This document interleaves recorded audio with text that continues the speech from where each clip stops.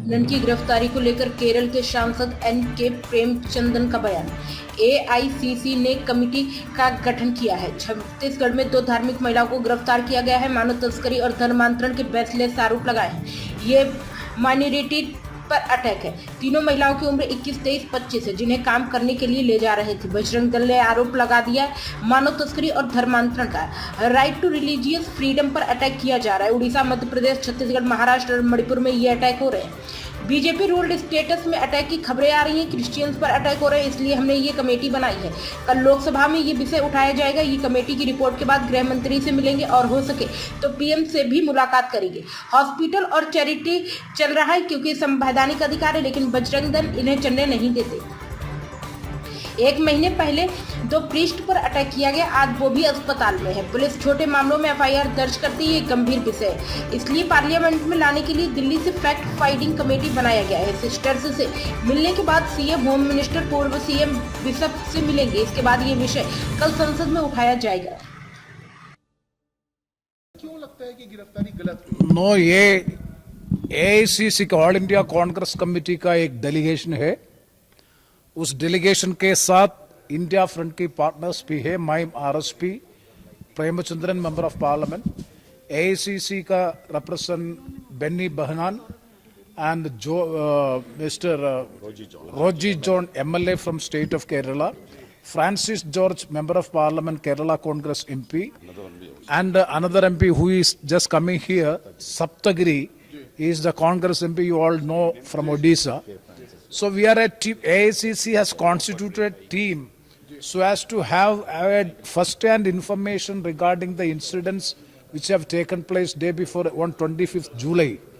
2 sisters, religious women, were arrested in the name of religious conversion as well as human trafficking.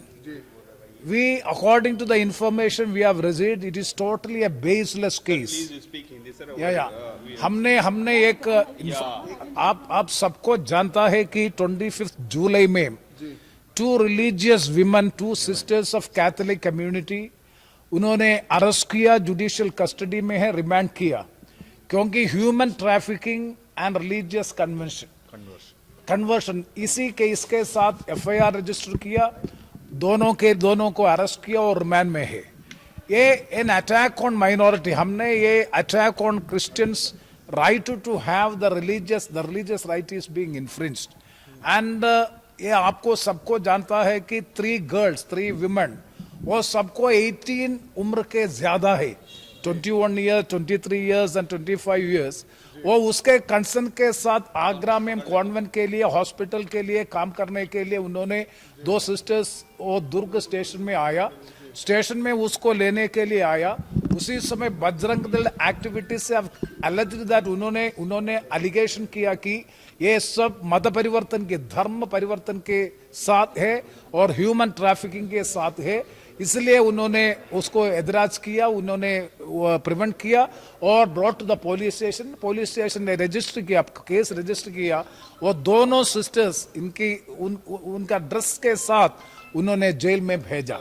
ये right to religious freedom is infringed and we say that minorities are attacked. So many incidents, कितना incidents हो गया ओडिशा में और छत्तीसगढ़ में, मध्य प्रदेश में, महाराष्ट्र में, मणिपुर में, ये सभी देशों में, सभी राज्यों में क्रिश्चियन माइनॉरिटीज में अटैक हुए हैं, डिस्क्रिमिनेशन हो रहा है। इसलिए इसी बात बहुत गंभीरता से हमने सोचना चाहिए। हम फैक्ट फाइंडिंग टीम इसके साथ पढ़ेगा, फर्स्ट हैंड इंफॉर्मेशन मिलेगा।